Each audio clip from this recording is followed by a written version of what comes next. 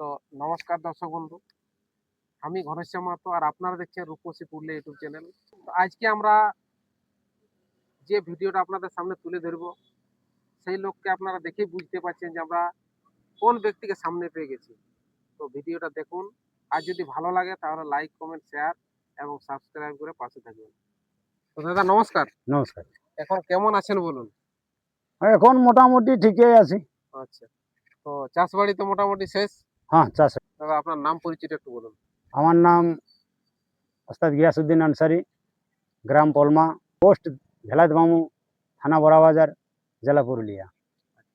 তো দাদা আপনাকে তো ছ জগতে সবাই জানে, মানে যত জায়গায় ছো আছে পুরুলিয়া, ঝাড়খণ্ড, সব জায়গাতে আপনাকে এক ডাকে চিনে। আর আমরাও ছোট থেকে আপনার নাচ দেখে বড় হয়েছি, আপনার নাচ দেখে আমরা সত্যি অনুপ্রাণিত। তো যদি আমাদের দর্শকদেরকে একটু বলেন যে আপনি এই জগতে কিভাবে এলেন। দেখুন, এটা শুধু আমি তো আসি না, এটা আমার পরম্পরা বলা যায়। আচ্ছা পরম্পরা ধরে আসছে। আমার দাদু এই জগতে নাচ করতে, ছো জগতে। আচ্ছা, আমার বাবা করতে, আমার দাদা করেছে, আমি করছি, আমার ছেলে করছে। এটা আমাদের পরম্পরা বিদ্যা। মানে একটা বংশগত এটা যেটাকে বংশ বলে। পরম্পরা। তো আপনার দল কতদিন থেকে তৈরি হয়েছে, বা দল হওয়ার আগে আপনি কোন কোন দলে কাজ করেছেন? দেখুন, পলমা মানে তো বুঝতে পারছেন, তাহলে পলমায় কত দিনের দল কেউ জানে নাই। আচ্ছা তাহলে পলমার দলেই আমরা। আমার বাপ ঠাকুর দাদা পলমা হেম মাতর ম্যানেজার আমার বাবাই ছিল আচ্ছা ওনাদের পিরিয়ডটাই। আচ্ছা। তারপরে আপনি নিজের দল তারপরে করেছেন। আমি নিজে দল করলি। তো দর্শক তো জানে যে গিয়াসউদ্দিন আনসারি ছৌ জগতের বিভিন্ন বিভাগে, মানে যতগুলো পার্ট আছে ছৌয়ের, সবাই আর কি অংশগ্রহণ করতে দেখা যায়। তো আপনি কি কি ভূমিকায় কাজ করেছেন যদি একটু দর্শকদেরকে মানে বিস্তারিত ভাবে বলেন। দেখুন, বিষয়টা হচ্ছে ছৌ নাচ তো করি, সাথে সাথে গান বাজনাও করি, ঢোল ধামসা মাদল তবলা আচ্ছা আচ্ছা, ক্যাসিও বেঞ্জো সব কিছুই করি। হ্যাঁ, না করার মধ্যে কিছু না, গান বাজনা প্রায় সবই করি। সবই করা হয়, মানে ওই সানাই বাদ দিয়ে নাকি? সানাইটা টুকু টুকু পারা যায়। আচ্ছা আচ্ছা, মানে না পারা বলতে কিছু নাই, না পারা বলতে তেমন একটা কিছু নেই, ঝুমুর কম তো বেশি আমরা যাই দাদার হোক। মুখ থেকে শুনতে পাই। হ্যাঁ, হ্যাঁ, তো যাই হোক, একটা কথা বলুন যে এই ছৌ জগতে আপনি কেমন অনুভব করলেন? আপনার তো একটা দীর্ঘ সময় এটাতে আপনি সময় দিলেন, তাতে আপনি কি উপভোগ করলেন? উপভোগ পুরোটাই উপভোগ হয়েছে, কারণ যেহেতু বংশ পরম্পরা বটে আর আমাদের পুরুলিয়াতে জন্ম। হুম, পুরুলিয়া মানেই রিঝে রঙের একটা রিঝে ব্যাপার। রঙের পুরুলিয়া, ছো ঝুমুরের পুরুলিয়া। ঠিক। তাহলে আমি ছো জগৎটাকে খুবই পছন্দ করি, আর পছন্দ করি বলেই এই জগৎটা এখনো মানে কাজ করছি। না মানে মানুষ তো এখন বর্তমান যে সামাজিক বা আর্থিক যে পরিস্থিতি চলছে তার। সামাজিক আর্থিক ওটা কোন বিষয় নেই।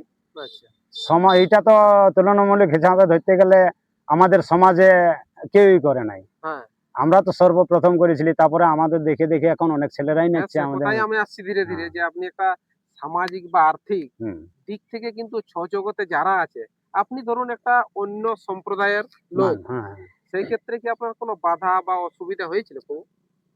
ওই ফারাক ফারাক হয়েছিল, আমার সামনাসামনি কেউ হয়নি। আচ্ছা আচ্ছা, মানে একটা যেটা আমাদের গুজব আর কি চলে নাকি? গুজব ছড়া, সেটা ঠিক। জানি নাই। আনাচে কানাচে কোথায় হয় জানি না, আমাকে স্পট কেউ সরাসরি চার্জ করে না। আচ্ছা, আর যদিও কেউ করেছে তো সেটাকে আমি মানি নাই।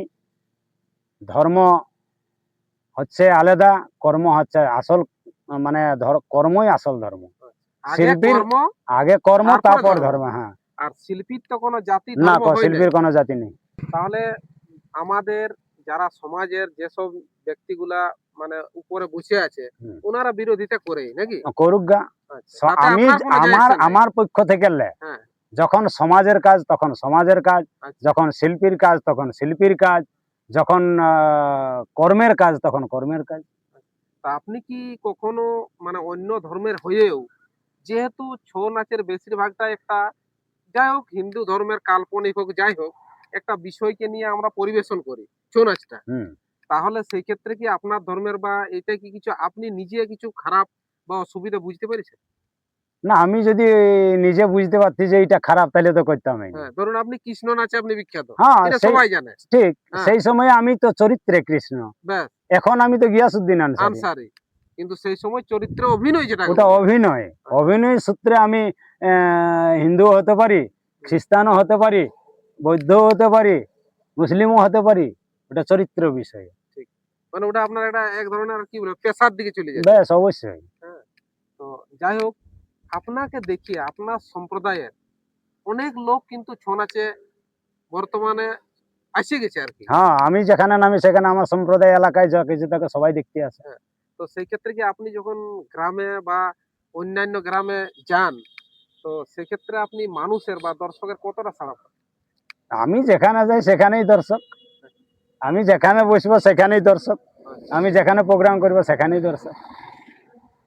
কারণ অল বাঙ্গাল, বিহার, উড়িষ্যা, ঝাড়খণ্ড সেইভাবে মানুষের সাথে বন্ধুত্ব, পরিচিতি সবকিছুটাই আছে। সম্পর্ক যার যার সাথে যার তেমন সম্পর্ক, সম্পর্কই আসল। সম্পর্কই আছে। তো আপনার দল করা কতদিন হলো মোটামুটি? আমার দল করা এটা প্রায় 20 বছর। 20 বছর। দল এখন কেমন চলছে?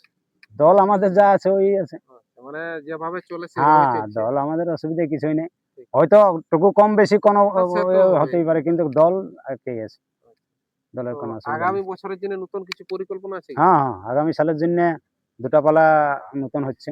আচ্ছা, একটা দর্শক কবে প্রথম দেখতে পাবো আপনার প্রোগ্রাম? প্রথম আসর থেকে নেই, আচ্ছা, সেই দিনটা বলুন। ধরুন এখন যেটা ইয়া হয়েছে আশ্বিনের 3 তারিখ থেকে।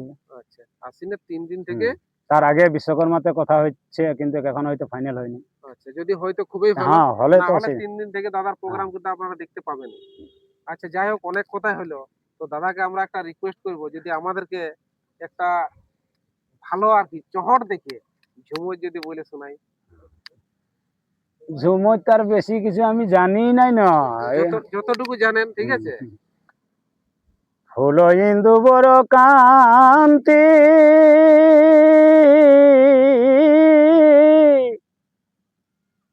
শারদা ইন্দু বয়ান গো, ও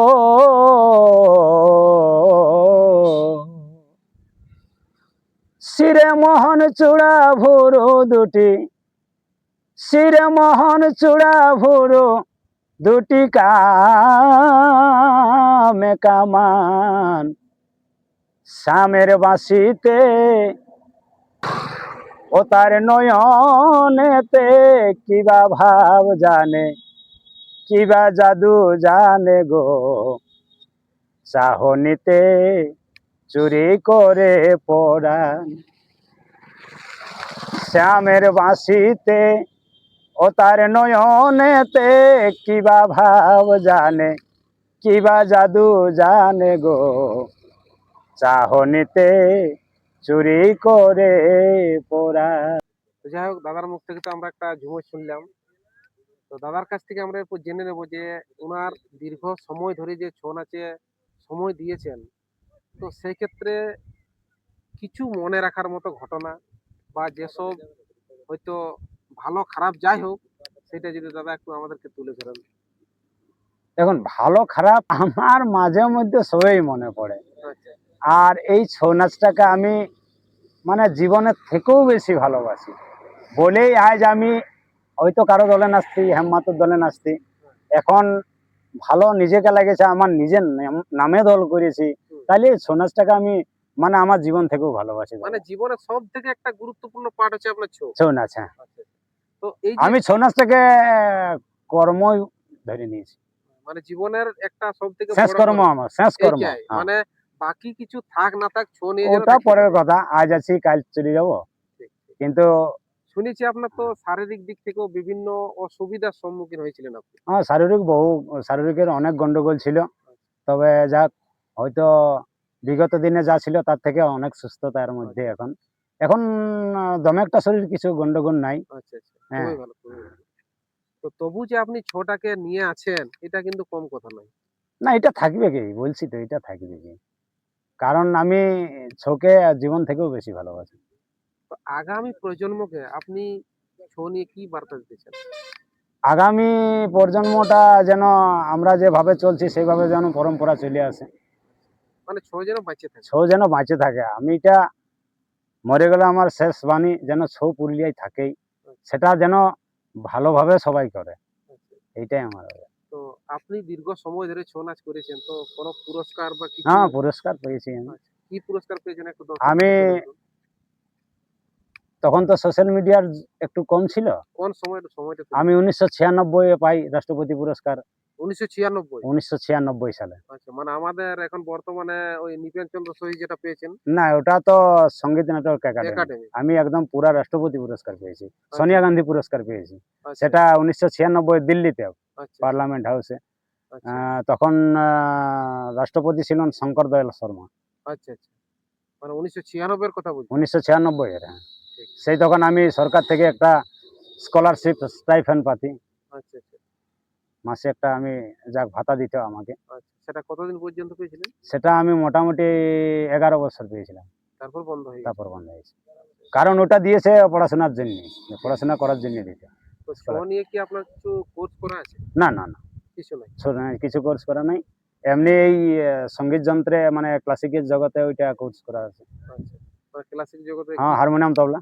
আচ্ছা, আচ্ছা, আচ্ছা, ঠিক। তাহলে হারমোনিয়াম তবলাও আপনি মানে? হ্যাঁ, ওটাতে আমার ক্লাস করা আছে। আমি পশুপতি গঙ্গাধর সঙ্গীত বিদ্যালয় তেজুবাবু ছাত্র ছিলি আমি।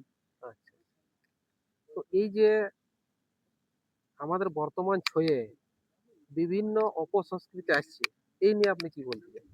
কেউ করছে করুক, ওটাকে দেখে আমি কাউকে কোনো মন্তব্য খারাপও করব নাই, হ্যাঁ, আর কোনো নেই। যে যা বলছে বলুক, আমার মধ্যে হয়তো ওইটা আসবে নাই। না ঠিক আছে, কিন্তু তাতে ছয়ের ভালো হবে কি খারাপ? শহরের এখন কি বলবো, ভালোই হচ্ছে নাইতে এত মানে দেশে পার্টি কি করে হবে।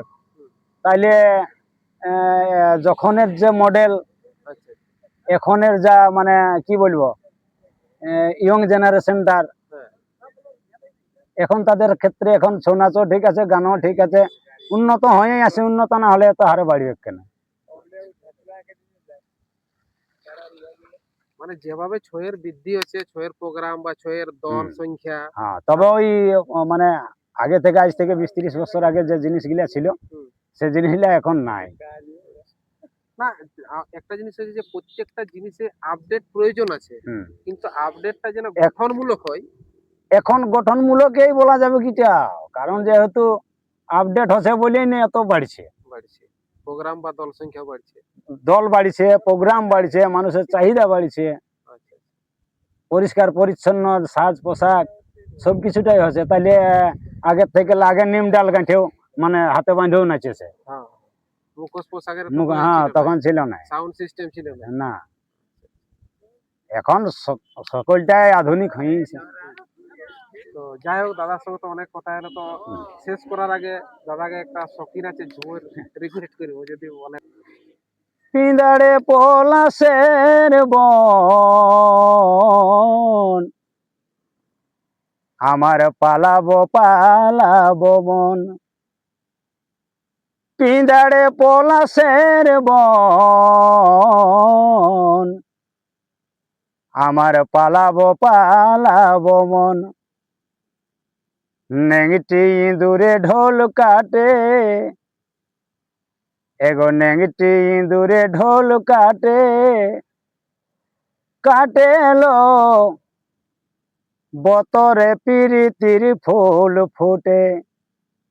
এই নেংটি ইঁদুরে ঢোল কাটে, কাটেলো বতরে পিরিতির ফুল ফুটে।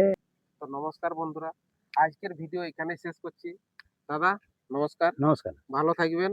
আশা করি অনেকদিন পরে আপনার সঙ্গে দেখা। হ্যাঁ, দীর্ঘদিন ধরে দাদার সঙ্গে দেখা করবো করছি, কিন্তু সময় হয় নাই। যাক আজকে সময় হলো। আজকে সময় হলো। হ্যাঁ, ততক্ষণে আপনারা ভালো থাকুন, সুস্থ থাকুন, এই বলে আজকের ভিডিও এখানেই শেষ করছি। নমস্কার।